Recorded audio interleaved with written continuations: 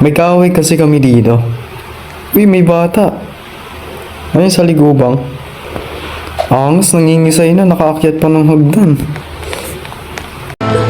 Ako po si Princess. Kakarating ko lang po ngayon. Nung paki ko. Saan ka maglalanding? Andun sa baba yung daan. Brad po yung nagmamanayo. O yung lalaki. Kasi pareho sila may hawak sa sa baba. Baka si Brad nga.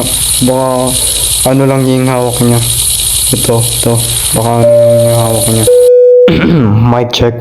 You will now landing at Ninoy Aquino Airport. Please keep your seatbelt fastened until we land. And kindly double check all the belongings with you after. Keep your phone in airplane mode. Thank you. Hindi ba dapat flight attendant nagsasabi na? Ang lonely ko pala dito, no? Uy! Na proper limit pa tayo. Okay na yan. Ay, ito meron pa pala. Kala ko magiging ano na lang eh. Health. Ayun sila. Help.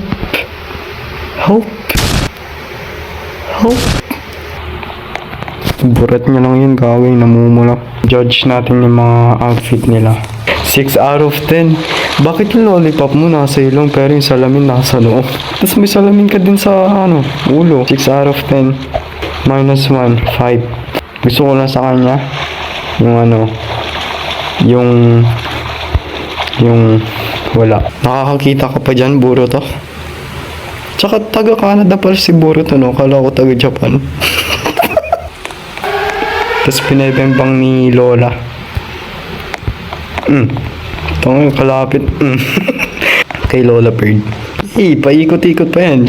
Yung tingga mo, bakit lumulutang? Tingga ba yan? Umangal ka? Oo, bakit ano? Umangal si Lola. Di ako, nalunod na ako. Kumalat yung kulangit niya, bro.